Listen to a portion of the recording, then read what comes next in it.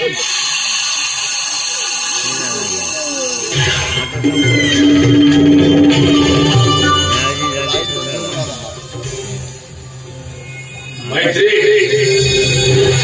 अजून लहान आहेस का तू?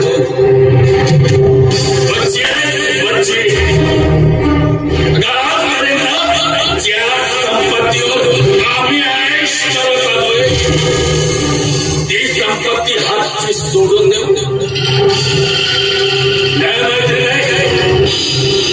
त्याच संपत्तीवर आजपर्यंत मी दारू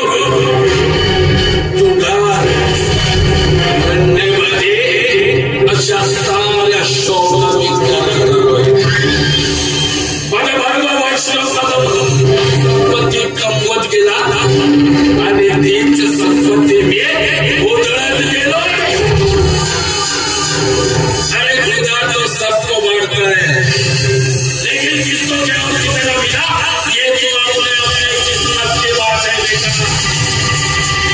और मेरी कीमत साला कोई बदल नहीं सकता,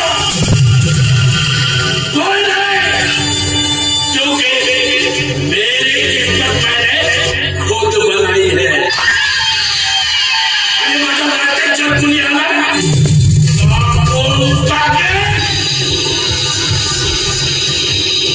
तू माझी जन्म दिलेली मुलगी मला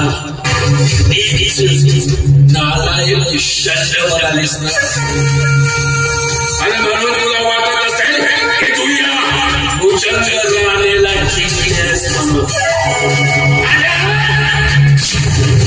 एक चीज से कोई सिकंदर नहीं बनता और ये झांस से कोई फकीर नहीं बनता.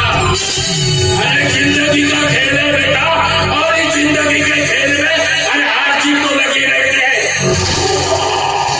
मेरी बारी है, मेरी बारी रहेगी. देख लीजिए भूचंद वाले तब भी बादशाह था, आज भी बादशाह है, आगे भी बादशाह रहेगा. जय गोविंदा, जय गोपाला. तू खाताला आणि माझ्या गळ्यात पैशाच्या माळा. अरे पालो सरकार तुम्ही नमस्कार करते नाही म्हणजे खूप दिवसांनी आठवण झाली आमची. हो यावं म्हटलं. आमचं पाखरू काय करते काय नाही ते बरं काका आहेत आहेत ना आतमध्ये लेटून विचार करत आहेत ते. काकाकडे माझं थोडं काम आहे तेव्हा येतो. बरं, या.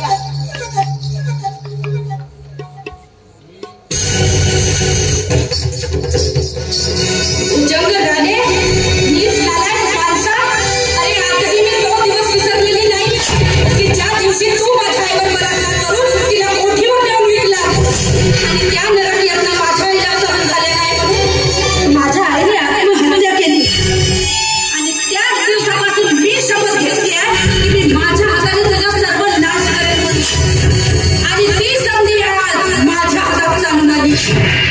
आता बघा त्या मोबाईलमध्ये तुझे सर्व बोलणे कसे रेकॉर्ड करते आणि नेऊन देते पोलीस स्टेशनला. फुकटच्या पैशावर 4 दिवस आयुष्य करतोस तू तर स्वतःची लायकीच विसरून बसलाय. पण काही दिवस थांब, तुझे अवघात काय आहे ना हे तुला चांगल्यानेच माहीत पडेल.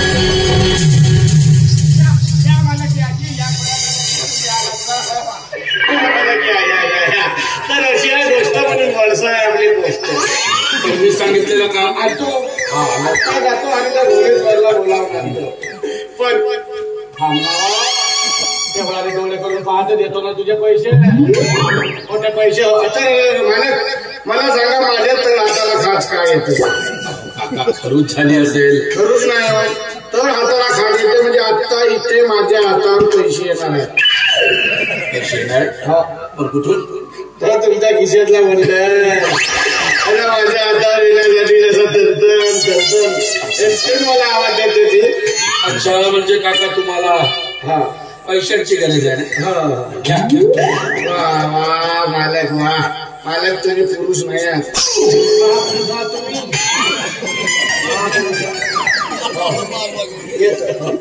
थोडसे खर्च कर थोडं वाचल्यावर करीत येतो मग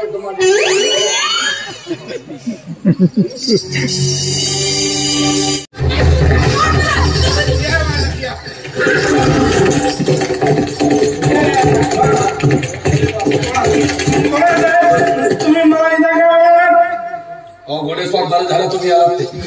अहो ते माझी स्वतःची जन्म दिलेली मुलगी मला शिक्षण करण्याची भाषा म्हणते. आता घोडेस्वार तुम्ही सांगा करायचं कसं?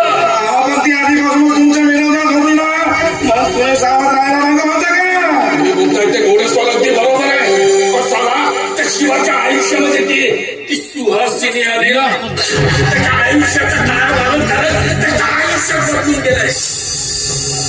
काय पुरावा आहे का? माझ्याकडे एक नंबर प्लॅन आहे. शिवाचं आणि मैत्रीच्या लग्न उठून टाकायचं आणि एका दिवशी नाव साधून करून टाकायचं जय गोविंद जय गोपाला. किती नीच माणूस आहे. पैशासाठी स्वतःच्या मुलीला मारायला निघाला. साहेब त्यांना मारण्यापेक्षा आपण द्या शिवाला परत वेळा गेला. काय बोलता का? मला सांगा त्याला हा बेटा करायचं कसं? मंदार कुठे? मंदिर गेला शिवाला घेऊन बगीच्यामध्ये गेलाय. मी आहे ना माझ्याकडे जबरदस्त प्लॅन आहे. प्लॅन आहे हो कुठला? पाय नंबर 63 एक फायदाच आहे.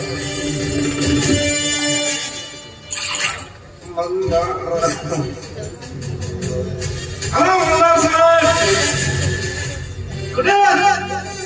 बगीचा वायला सोबत त्याला येऊन दिला समा मी येतोय. साहेब झालं म्हणून समजेल.